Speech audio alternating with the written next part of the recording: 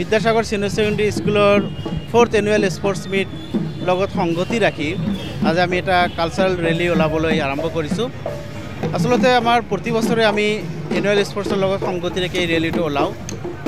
আমাৰ অসমৰ বিভিন্ন জাতি জনজাতিৰ কলাকৃষ্টি আমি এই কালচাৰেল ৰেলীত আমি তুলি ধৰিছোঁ।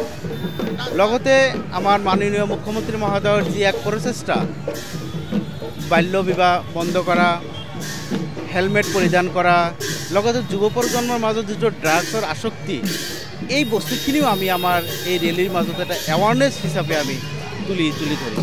মুঠতে ছাত্ৰ ছাত্ৰীৰ মাজত পৰম্পৰাগত কিছু সাজপাৰ, পৰম্পৰাগত কিছু আহিলা পাতি যাতে নৱপ্ৰজন্মই বুজিব পাৰে যে আমাৰ উপৰি পুৰুষৰ আমাৰ গোহাঁইসকলে দা ডাঙৰীয়াসকলে কেনেকৈ জীৱন যাপন কৰিছিল। এই ৰেলীৰ মাজত, এই সাংস্কৃতিক সমাৱেশৰ মাজত সেইখিনি বস্তু আমাৰ ছাত্ৰ ছাত্ৰী তথা ধৰি ৰাখি দেখিবলৈ সক্ষম হ'ব। আসলতে বিদ্যাসাগৰৰ এইটো এটা প্ৰচেষ্টা যে নৱপ্ৰজন্ম আজি পৰম্পৰা যিটো আমাৰ দা ডাঙৰীয়াসকল কৰিছিল সেই বস্তুটো একেবাৰে পাহৰি গৈছে। আধুনিকতাৰ মাজত এনেভাৱে সোমাই পৰিছে যে আগৰ বস্তুবিলাকক পাহৰি গৈছে। যাতে এই নৱপ্ৰজন্মই এই বস্তুখিনি ধৰি ৰাখিব পাৰে, তাৰে এক সুন্দৰ প্ৰচেষ্টা আমি হাতত লৈছোঁ।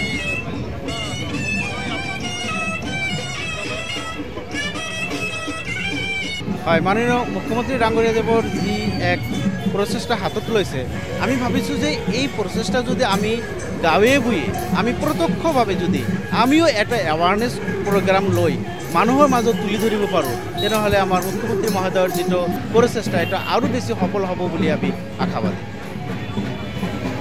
ইয়াতে আমাৰ অসমৰ বিভিন্ন জাতি জনজাতি, যেনে আমাৰ অসমীয়া বিহু, তাৰপিছত বড়ো, ৰাভা, টি ট্ৰাইব আদি বিভিন্ন জনগোষ্ঠীৰ ইয়াত সমাৱেশ দেখা গৈছে। আৰু বিশেষকৈ আমাৰ আচাৰী গান্ধী যিটো টেৰাকোটাৰ প্ৰদৰ্শন ইয়াত দেখিবলৈ পোৱা যাব।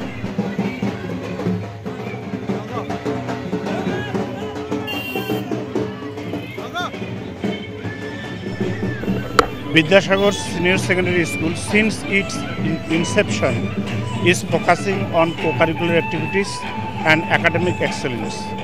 Every year, our institute is showing shining results.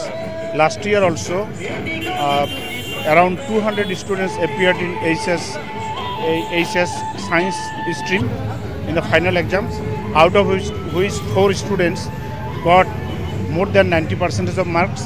35 students got star and distinctions, and most of the students got first division, second division only a few, third division nil, and no one failed. So academic discipline is okay. Apart from this, we are focusing on co-curricular activities, and though it is just an annual affair, we have 8 hostels where every hostel has playground.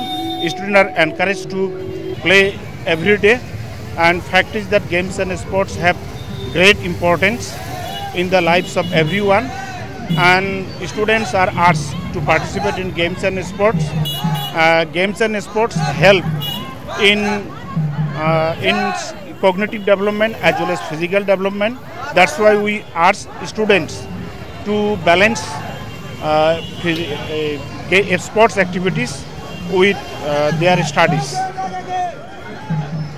Today we take out cultural rally as a part of annual sports meet 2025, and its main purpose is to display plethora of Indian culture, variety of culture, multiple of cultures.